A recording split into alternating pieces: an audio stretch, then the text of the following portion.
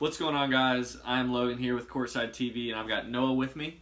And today, we are now a little over halfway through the NBA season. So today, we're going to be talking about some trade rumors with the trade deadline coming up in just a few days. We're going to give our predictions for the awards this year, talk a little bit about the All-Star game as well, and just kind of fill in what's been going on this week and some things we want to talk about heading to the future. So starting off, there's some new news in the Anthony Davis trade. I know we made a video earlier on that entire thing and where we think that will go. The Lakers are now on their second offer for Anthony Davis and have added several players. I know it's a package with about 6 players now and 2 or 3 draft picks as well. And the Pelicans have come back and said that they want 4 first-rounders and I believe 2 second-rounders as well. So they're asking a lot for Anthony Davis. And my personal opinion on this, before I let Noah take it away, I think they're asking too much. I think they're being really, really petty with this and just trying to get way too much. They want Boston to get in the mix, but I don't think, and I've read some rumors that Boston is not going to be willing to give away Jason Tatum. So that's interesting. And personally, now I hope the Pelicans don't get anyone for him and he just walks after next season and signs with probably LA. So, Noah, what do you think about that? Yeah, I think LA's first offer was good, but I think the second offer was honestly too much to pass up. I think they offered every young guy they have on their roster. They would have came back to LeBron, AD, and JaVale McGee. I think the Pelicans not taking that one was just kind of saying, okay, because you guys tampered with Rich Paul trying to say that he only wants to go to the Lakers, we're just going to prove a point to everybody that we're not going to be pushed over and we're just not going to trade him to the Lakers. So saying that they wanted 4 first-round picks, it's just not going to happen. As far as going to Boston, Danny Ainge is probably going to say right now, yeah, sure, we'll give you Jason Tatum if you just wait. And then around that time, he'll be like, Jason Tatum, we don't really want to give him up anymore. We'll give you Jaylen Brown in the first-round pick. I don't know if you saw that when you were talking, the notification came down saying the Lakers were going to pull out of the Pelicans trade talks with Anthony Davis. Live, breaking news. Yeah. The Lakers are pulling out of trade talks with Anthony Davis. Yes. I'm happy about that. So. Yeah, so I think that's honestly the best move for them. They'd be giving up way too many young pieces for Anthony Davis. As valuable as he is, they could get him 2 years from now from free agency. Yeah, I totally agree. And I think it's just gotten out of hand, really. AD wants out. He's given the Pelicans 6 years, 6 or 7 seasons of really good ball. I mean, he's always in MVP talks. He's always Defensive Player of the Year talks. I mean, he's an incredible generational talent. He's been a top 5 player in the league for the last several years. So, I mean, I think the Pelicans should, be at least respectful to him. And, I mean, I understand they want to get, as much as they possibly can, but I think they're being a little over the top with it. Another piece of news that just came out today, actually, John Wall was already out for the season, but today news has broke that he slipped and fell in his house, ruptured his Achilles tendon, and will now be out another full year. So they said 12 months. They said he'll probably miss all of next season, or at least most of it. Initially you're like, wow, he slipped in his house. Like, how unfortunate is that? I mean, that sucks. I mean, he's going to miss an entire season of basketball. Ruptured Achilles is no joke. Obviously, DeMarcus Cousins just came back from that.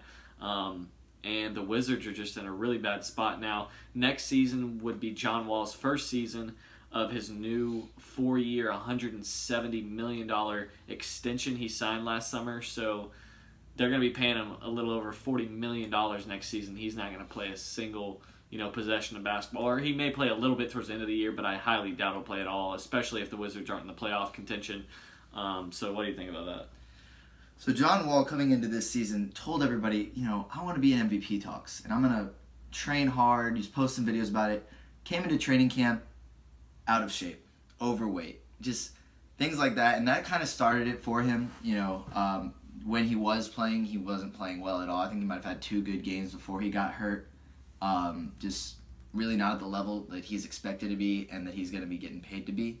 So I think it's just kind of, then he got hurt. Now this happens. It's kind of detrimental to his career, really. It's sad to see, but, Yeah, and I think the Wizards, I don't know how I felt about the Kelly Oubre trade to get Trevor Ariza. Oubre, obviously a young talent, pretty solid player, and I think he can get better. and Ariza, older, more of a, he's a solid, he's a starter. And he gave the Rockets some good years. I thought that trade was interesting because if you're the Wizards, you got older with that trade, and John Wall and Bradley Beal aren't getting any younger, and I see them as like a Damian Lillard and CJ McCollum type pair. It's a pair that's been together for a long time. They're both really good players, but they just haven't been able to like win or make it to the conference finals, stuff like that. But yeah, the Wizards I think are in a really weird spot, and we're going to talk about them later because I have potential trades I think that might or could happen and maybe should happen.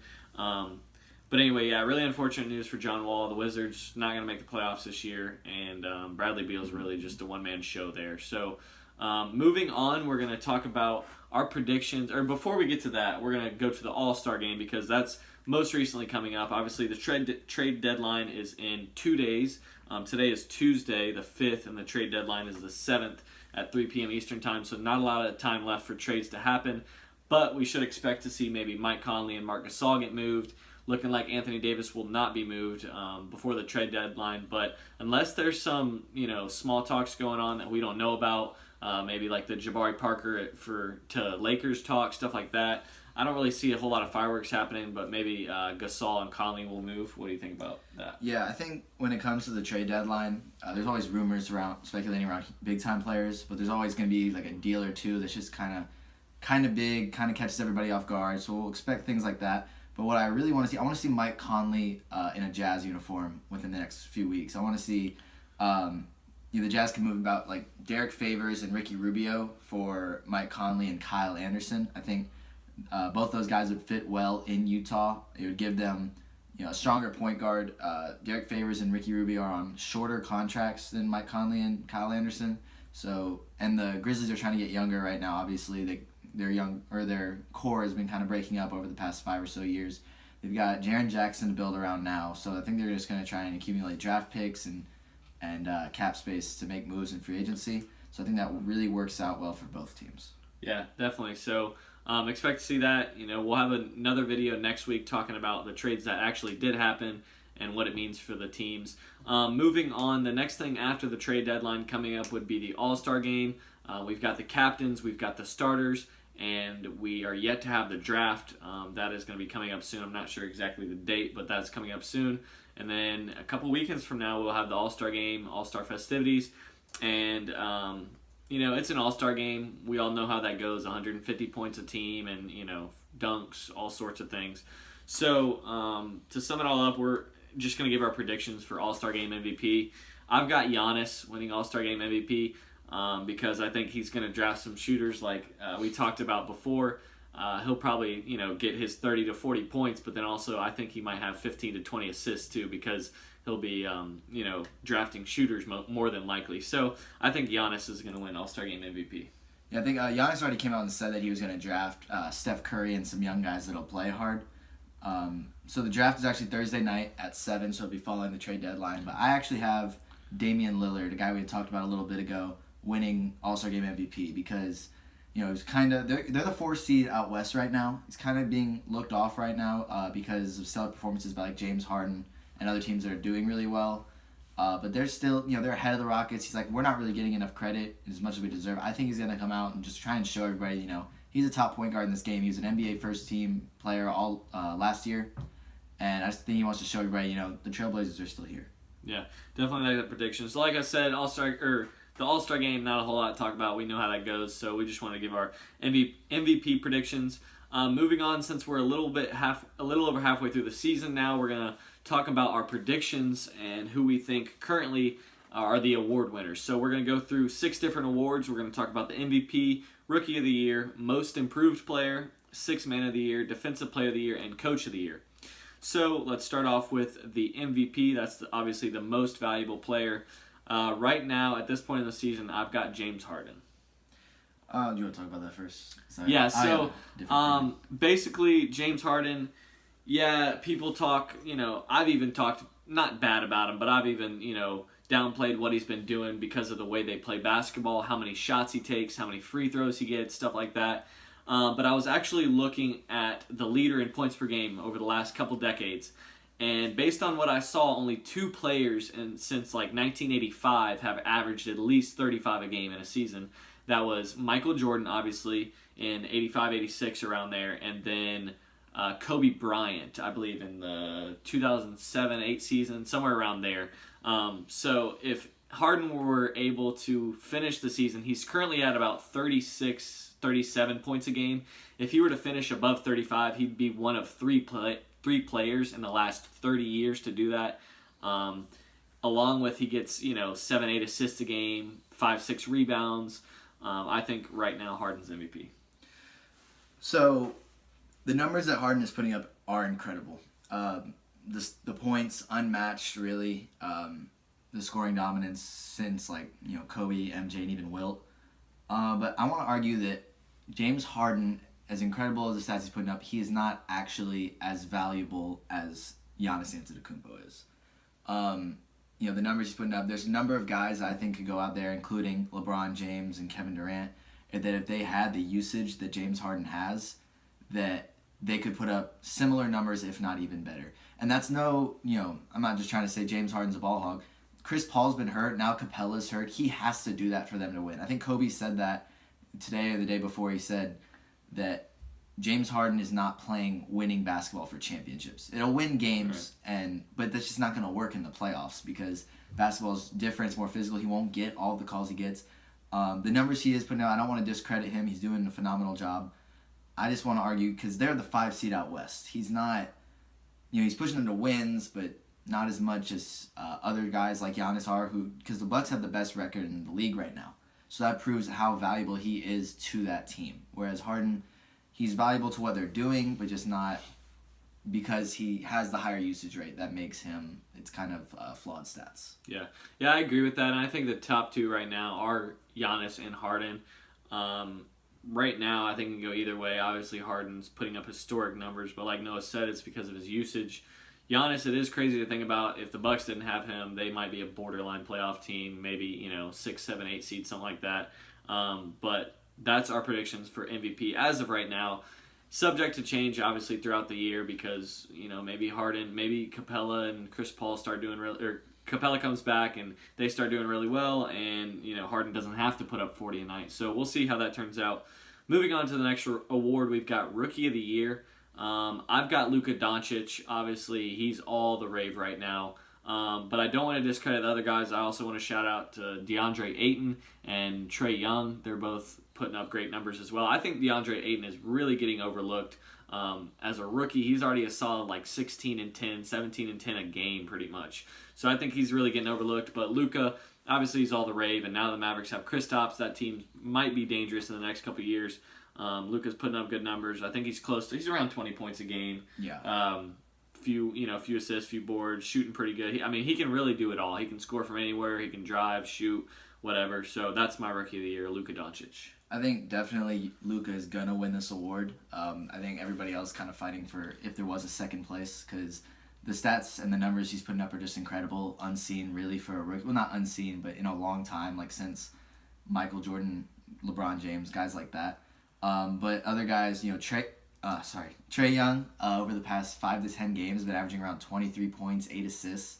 That's incredible numbers for a rookie. I know he's had his shooting woes and his issues earlier in the season, but as of late, he's playing like a guy that would win it in a different year. Same thing with DeAndre Ayton. I think he's getting overlooked because of how bad the Suns are. Same thing with Jaren Jackson. He's playing phenomenal as well. Marvin Bagley had a really good game. I think 27 and 14, off the bench last night, including a 360 alley-oop. So I think there's a number of guys that are playing phenomenal for rookies, but it's definitely Doncic's award to win. All right, so that was Rookie of the Year. Moving on to the Most Improved Player. This is probably going to be the toughest award for whoever the NBA to give out, really. There's a lot of names I have on this list, and I'm sure Noah does as well. I think he's going to have most of these as well, too. And I don't know if I can pick one. It's going to be really tough. I'm going to start out with Pascal Siakam, Spicy P. He's been great for the Raptors. He can really do it all, and he's a great young talent, I think. John Collins, Noah's going to like that. John Collins has been putting up crazy numbers, and the Hawks' future looks really bright right now. This is a little bit of bias, but I think he could have gotten it had he not got injured. Karis LeVert, Obviously, he played at Michigan, but he was putting up, about 20 points a game. He was having a really good year for a Nets team who is now doing really well. And when he comes back, they're already in the playoffs, but as of right now. But when he comes back, they're going to be even better. You got the pair in Sacramento. De'Aaron Fox and Buddy Hield have both improved a lot. You got the pair in New Orleans with Jahlil Okafor and Julius Randle. And then also I'm going to add in D'Angelo Russell on the Nets. But there's a lot of names, a lot of guys that have just really improved a lot this year. And if I had to say one name right now, and this is largely in part due to his last few weeks, I'm going to say John Collins. He's had ridiculous numbers the last few weeks. I mean, like 30 points, 15 boards, stuff like that. And you don't see that a lot out of a second-year player. So as of right now, I'm going to say John Collins. There's arguments for all of these guys, but right now I'm going to say John Collins. Yeah, I think the four I had were De'Aaron Fox, Julius Randle, Jahlil Okafor, John Collins. I think De'Aaron Fox was kind of the favorite early on because he was playing really well and the Kings were in the playoff hunt. I think they've kind of fallen out of that since then. But still, him and Buddy Hield have both been playing a lot better. Julius Randle has been putting up incredible numbers since he went to New Orleans, especially now that Anthony Davis is not playing. It's given him a lot of opportunity, as well as Jahlil Okafor. He was not playing at all to begin the season, and recently he's been putting up 20 and 10 at least every single night, which is a lot better than he was doing since he came out of college. And then John Collins, I want to argue that being a second-year player, guys that came out last year, or rookies last year, Kyle Kuzma, Brandon Ingram, Jaylen Brown, Lauri Markkanen, I want to argue that John Collins is now the best player to come out of that draft. I know that's probably a slight amount of bias because I am a Hawks fan. I've been watching him and them play a lot. But, he had 35 the other night. Not a lot of guys. A lot of the guys from that draft class did have a lot of potential. And I just think that, I guess that wasn't Brandon Ingram, that was Lonzo Ball, sorry. I said the whole wrong draft class. Lonzo Ball, Markelle Fultz, guys like that. So they're playing well. So I guess that would have been Jason Tatum. So he's at least a top 3 player to come out of that draft class. And he's really improved a lot since last year. Didn't start a whole lot last year, just getting about 10 points a game. Now he's up to almost 20, double-digit rebounds as well. I think he would definitely be in the running for most improved. Even more so had he not missed the first 15 or so games. Okay, so if you got to say one name, who are you going to say? I'm going to say De'Aaron Fox just so I don't be too biased. Okay, all right, cool. So that's most improved. Obviously, that's going to be one of the toughest awards this year. Moving on to Sixth Man of the Year, I've got Dennis Schroeder for the Oklahoma City Thunder. He is just, he's their best player off the bench. He is their sixth man, and I think he's going to win Sixth Man of the Year as of right now. I could think of Dennis Schroeder. Maybe is Lou Williams. Is he coming off the bench or is he starting this year? No, he's coming off the bench. He's coming off the bench. So Lou Williams is always going to be up there. He's known as the sixth man. But right now I've got Dennis Schroeder. He gives the Thunder some pretty good stats every night. He comes off the bench and does his duty when he has to relieve Russell Westbrook. He can put up 20 points if he needs to, whatever. So right now, sixth man of the year, I got Dennis Schroeder. I think Schroeder's he's doing great. Came from ATL and now he's playing back up to Russell Westbrook, doing a phenomenal job. I think also Lou Will, you can give it to him just about any year, but I want to say Spencer Dinwiddie over there in Brooklyn. He's backing up D'Angelo Russell, but he started, I think, a few games this year, started some last year, but he's putting up nearly 20 points a game off the bench, just right around that 18 number, which is really good for somebody. And now that they're in the playoff hunt, I think that gives him even more credit and more shine because of that. Yeah, Dinwiddie has been putting up really good numbers this year. So that's our sixth man of the year. Moving on to defensive player of the year. Obviously, some of the big men like Anthony Davis and Rudy Gobert are always in the running for this award. I've got Paul George. And Paul George is also in MVP talk this year, which would be crazy to see if someone could win MVP and defensive player of the year, kind of like MJ. But, yeah, defensive player of the year, I'm going to say Paul George. He's just, he's what you want. He's, a two-way guy that you want, can score however he needs to. Really good defender. And his size is just, great for how he plays defense on the perimeter. And, he can guard you, drive and block shots, whatever, steals. But, yeah, defensive player of the year, I'm going to go with Paul George. So I think if the season ended today, it would be Paul George. But Rudy Gobert, so he just got snubbed from the All-Star game. He got interviewed that day that he found out he didn't make it, and he started crying during the interview. Now they had mentioned his mom, or like right before he started crying, and he was probably likely crying in response to just thinking about how his mom sacrificed so much for him, not just about not making it. But I say that because I think the game after that, he played the Hawks, so I was watching that game, and he didn't. I think he was like 7 for 7, but put up a double-double, a lot of blocks. He just really dominated that game. So I think he's going to continue to show everybody, that defense should be rewarded in the All-Star game. He's going to prove to everybody and be on a tear the second stretch of the season going into the playoffs. I think that's going to help the Jazz, and he's just going to be the best defensive player in the league and really show why he deserves the award. And then he'll get it kind of in response to him not getting that All-Star bid. I think that Defensive Player of the Year would still be a great honor. All right, so obviously that was Defensive Player of the Year. Moving on to the last award we're going to talk about today. That is Coach of the Year, and we both have this the same. Mike Malone for the Nuggets. This has just been a crazy year for the Nuggets. They're doing really, really well, and they've had a lot of injuries. Obviously, you think about Isaiah Thomas hasn't even come back yet. I believe Will Barton just came back.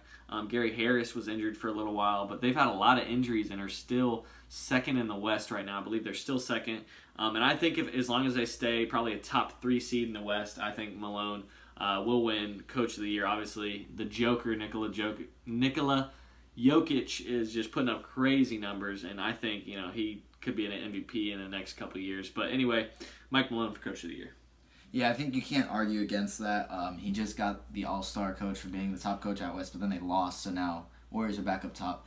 But I think what he's doing Jokic is obviously the best player and one of the bright young centers in the league, but he still doesn't get enough credit as much as he deserves, which makes it even more impressive without a true isolation superstar, because the other top teams have the Warriors have KD, Thunder have number of guys. Yeah. The Thunder got PG and Russ. Out east you got the Bucks, who have Giannis. The Raptors have Kawhi. The other two coaches that you could argue would be Coach Bud and Nick Nurse for the Raptors.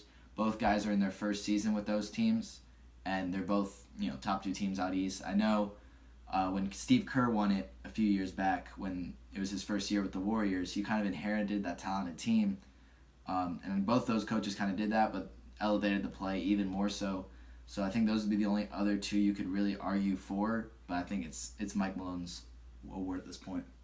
Yeah, so those are our 6 awards that we're going to predict as of right now. Like we said, subject to change. All these things can change.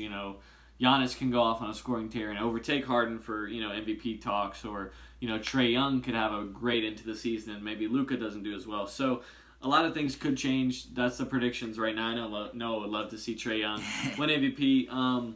So I think that's going to about do it for this week's episode. We're going to come back, like I said, next week, talk about what happened at the trade deadline, if anything happened, and basically any more news in the league that's happened. So I hope you guys have enjoyed this video, and you got any last comments? Are you good? Good to go. All right, so like I said, trade deadline is Thursday at 3 p.m. Eastern Time.